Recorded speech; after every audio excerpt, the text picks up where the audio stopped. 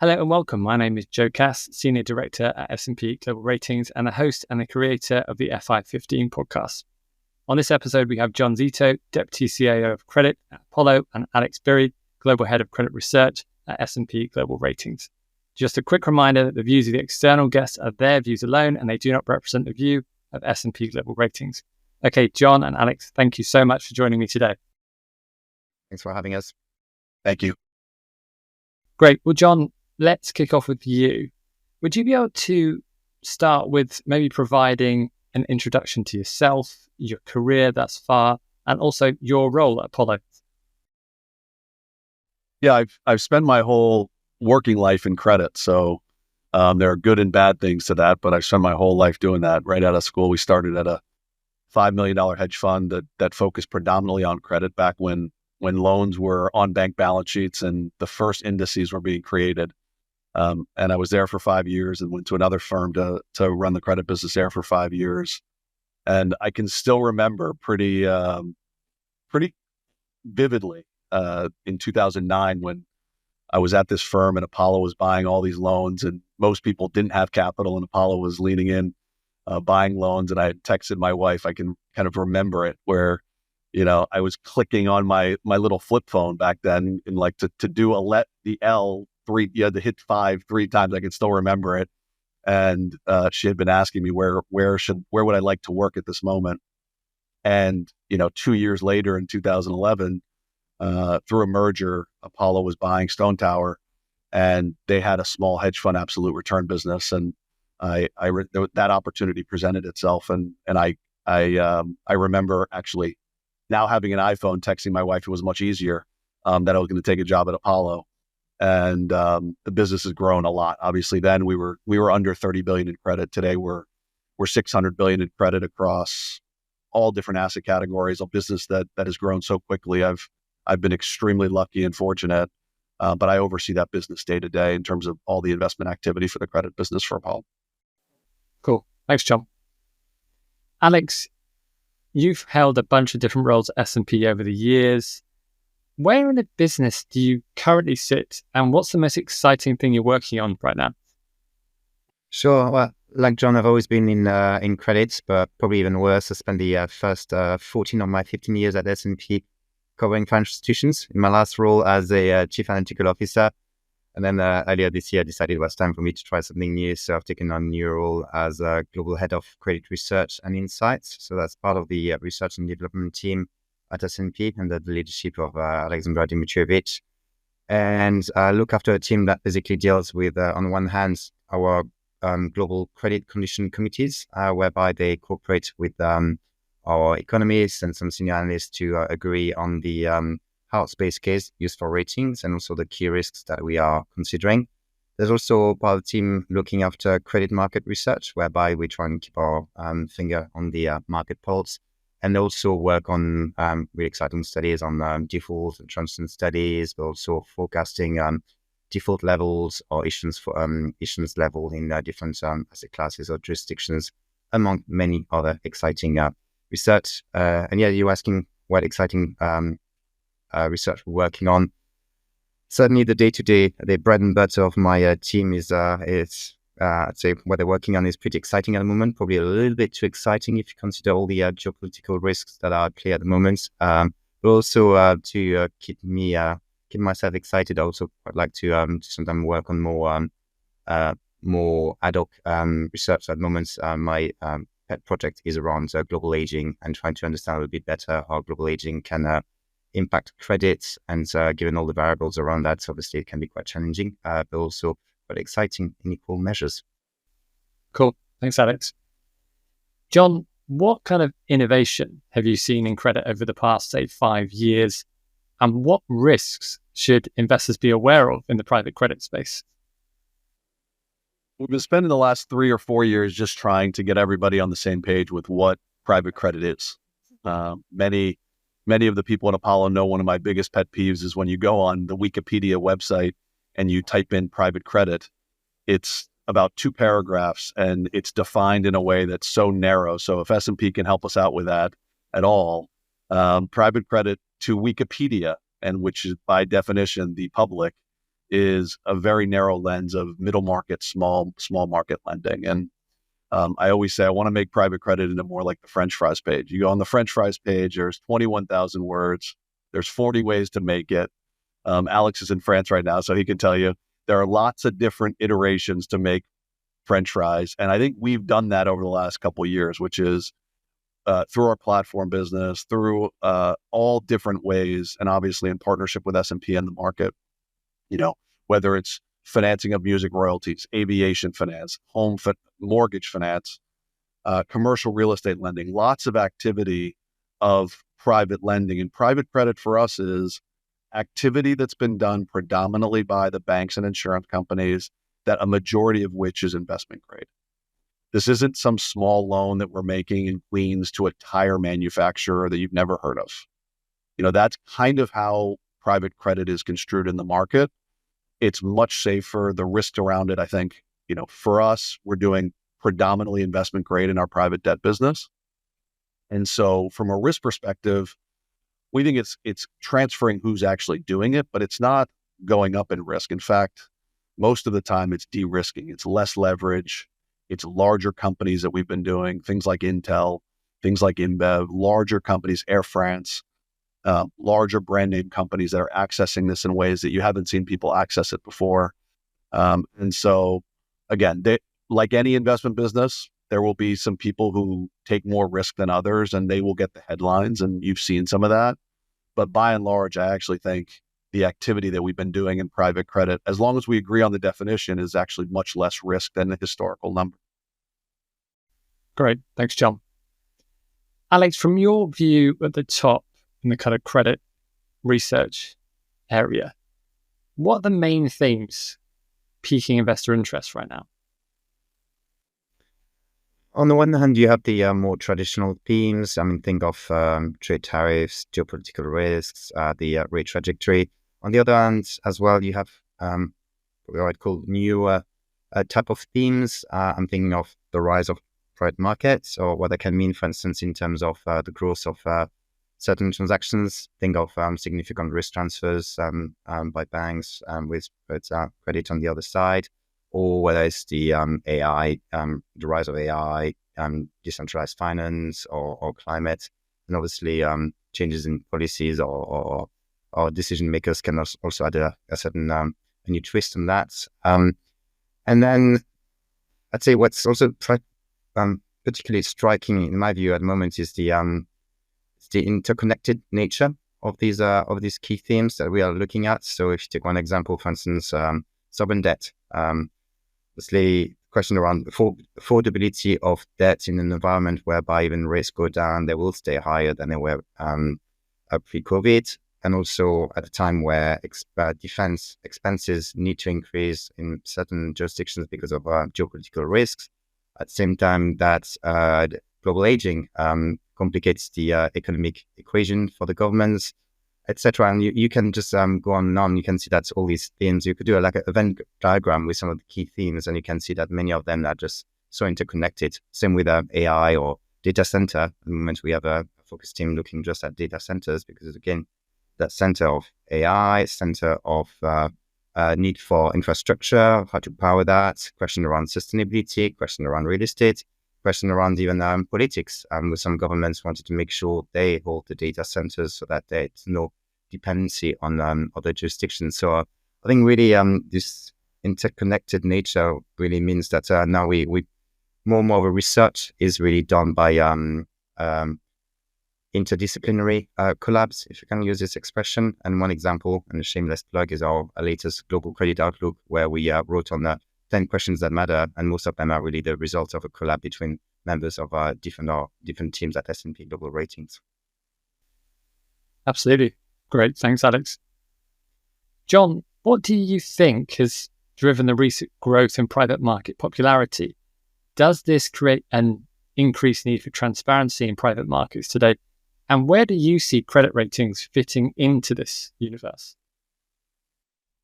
Well, as you guys know, I mean, I've talked about this a lot, but there were 36 million people who played pickleball last year and only 23 million who played tennis. And you look back 5-7 years, no one would have expected the popularity to grow. And people try to identify why is it happening. And a lot of it has to do with kind of what the market needs, what people need, what are they actually looking for. And I look at private credit, and obviously I think there is a return, risk-adjusted return and access point, which the market needs. But from an issuer perspective, every day I talk to multiple issuers, and it's all about duration of capital, diversification of capital, a different experience than the historical norms around how people access capital.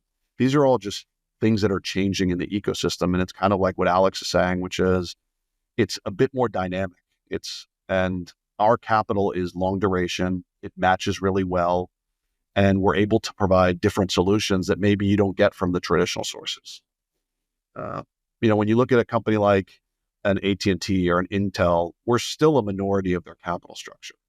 And so it's not like it's private credit is going to completely take on all these capital structures, but the world is seeing the value from partnering with some of the traditional alternative firms, and exactly how do we, what we can bring to the table, which is our entire ecosystem, our entire network, our experience of both owning and lending to other companies, what we see in the industry, and giving access points to our whole system. I think that the issuers see value in that. With respect to transparency, we've heard a lot about the lack of transparency from the market. We've tried to be very public around how do we get ourselves more transparent. So we list all our positions on our website every quarter. So I think if you look at the transparency of our positioning, and we are overseen by many of the regulatory bodies in the insurance space. So if you want to see our positions, go on our website. You can see every single position. We're not sure how to be more transparent than that. So we've tried to address these concerns around lack of transparency and lack of trust by really facing those problems head on. As the market leader in this, our goal is to make people as comfortable and really meet as many transparency and comfort goals as we can. Perfect. And in terms of credit ratings, how do you kind of see them fitting into the private universe, maybe versus how they currently fit into the public universe?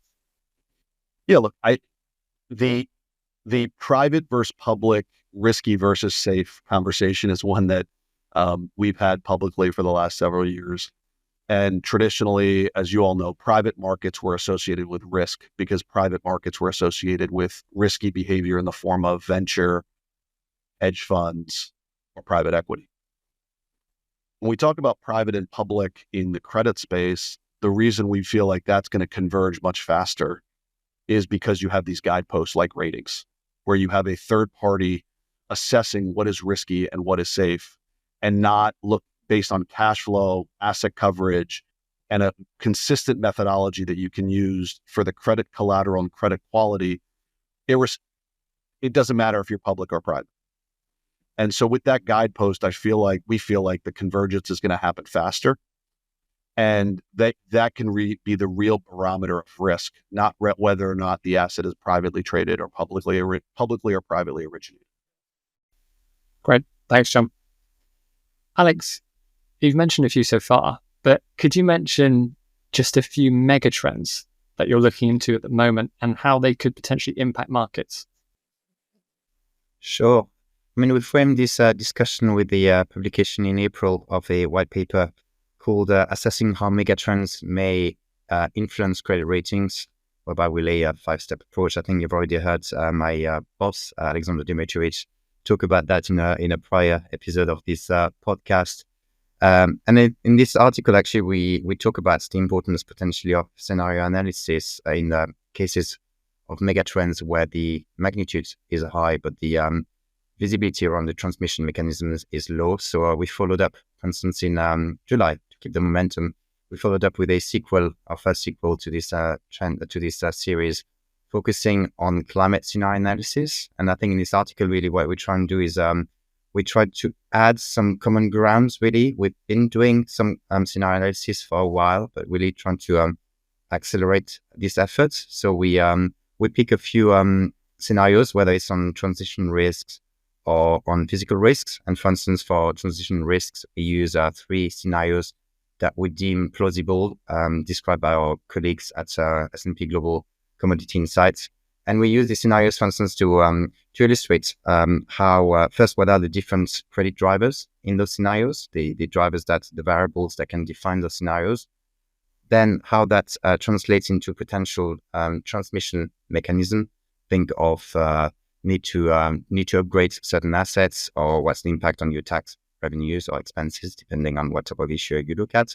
And then again, how that translates into credit impacts, i.e. Concepts that any credit analyst can recognize, whether it's revenue, cost, capital, or access to funding, for instance. And really, we use these scenarios to look at that. The aim being that our analysts can better articulate the potential inflection points around climate as a mega trend, climate change. Really by that, I mean the how and the when climate change could affect ratings beyond what's already reflected in the ratings.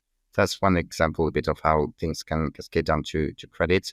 And as I said, next project for me is looking at global aging. So trying to articulate a little bit how we know that this is a fundamental trend, but there are some variables around that. Think of immigration, think of productivity gains, etc., which means that things are not that black and white, and trying to really better articulate what the potential credit impact is would be very exciting. We've published on that in the context of certain asset classes, for instance, on sovereigns, or sometimes more niche reports, but we want to do something a little bit more holistic. So watch this space probably coming out in Q1, hopefully.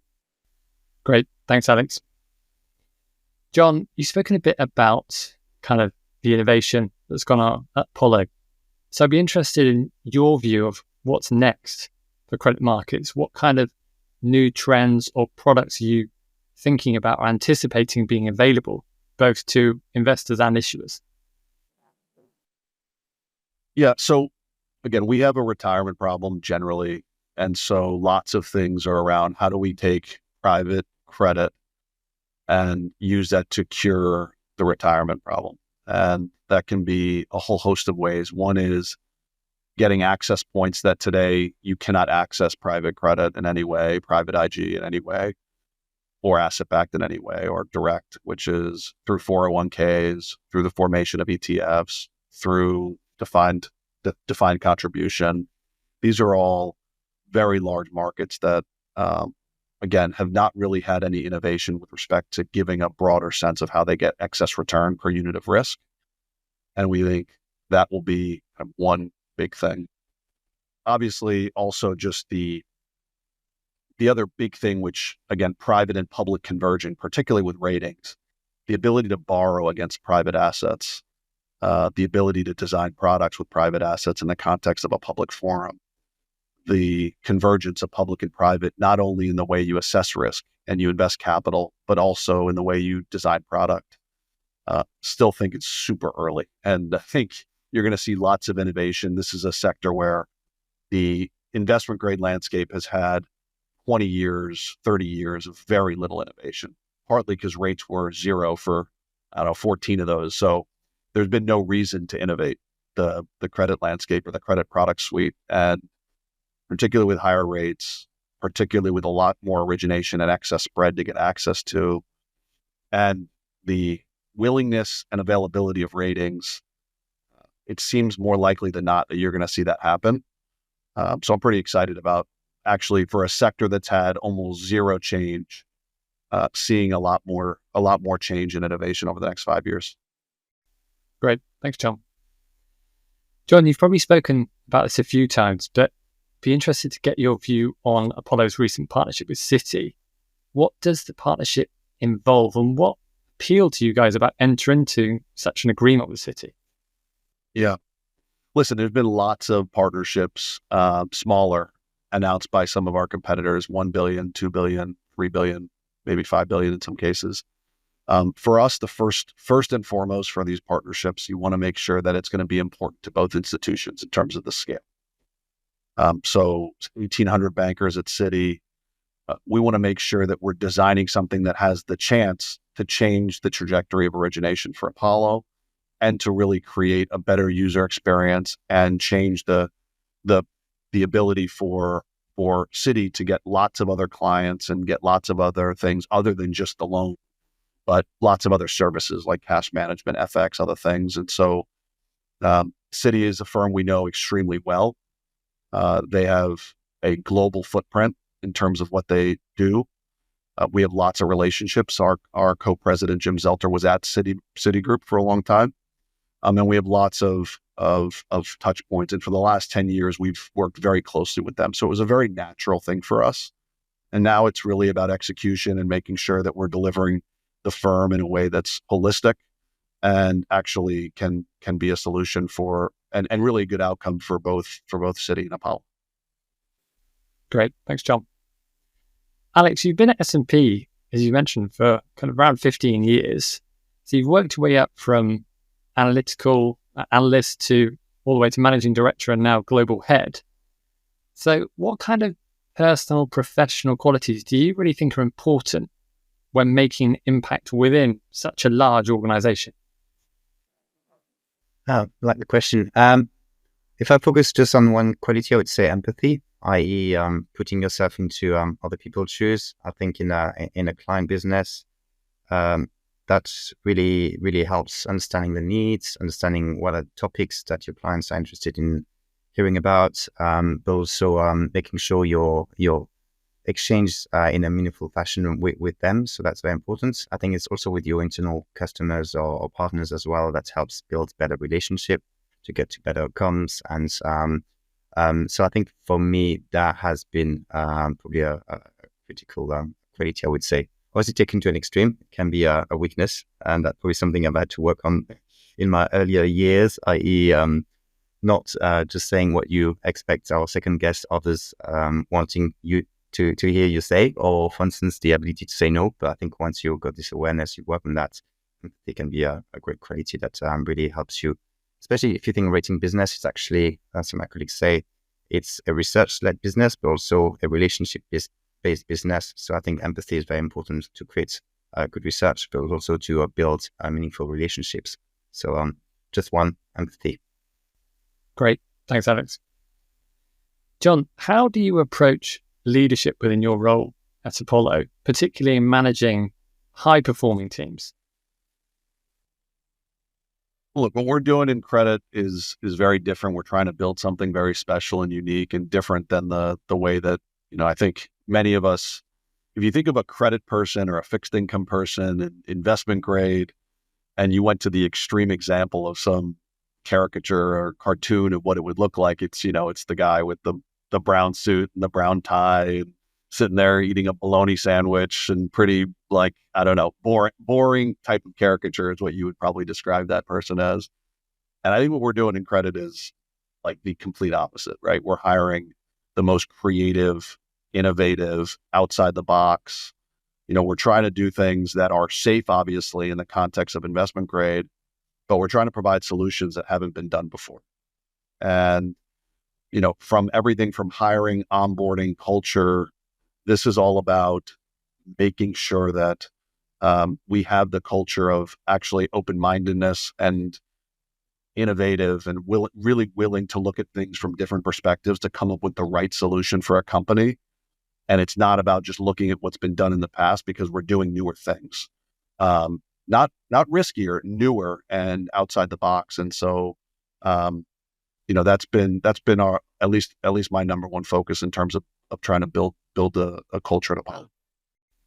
Great. And John, in your experience in kind of hiring for these roles, do you get a lot of applications? I'm assuming you do. Yeah, listen, we've been extremely fortunate with respect to, lots of people have historically or have wanted to work at Apollo. But again, I think what's unique about us, again, is that typically when you think of credit, that's usually the more fixed rate, less innovative part of an ecosystem.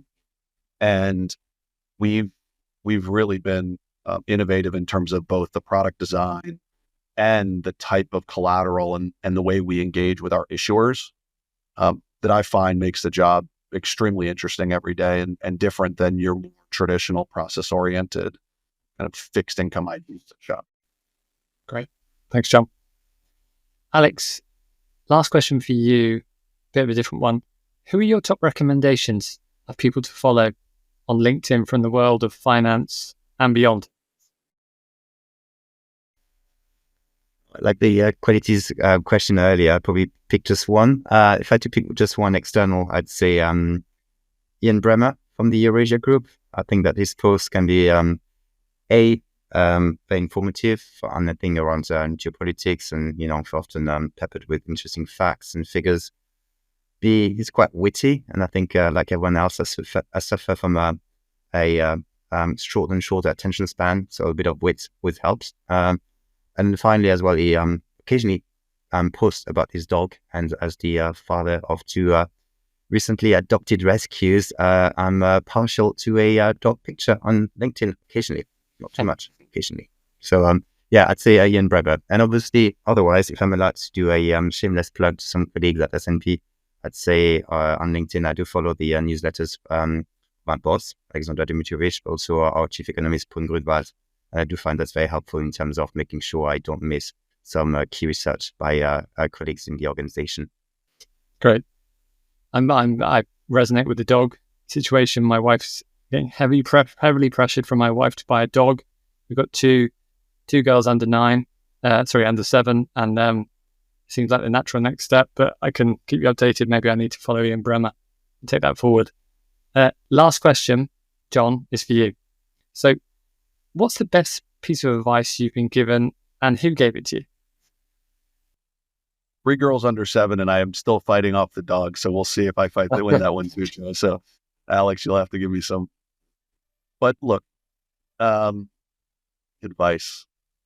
I guess the best piece of advice is probably from my earlier comment in 2011, when I actually texted my wife and said, should I take the job at Apollo? And she said, in caps, take it, because it's really changed the trajectory of what's gone on here. And I would have never envisioned kind of the access points and the relationships and people and just opportunity we've had here when that happened. Because at the time I was thinking about 2 things.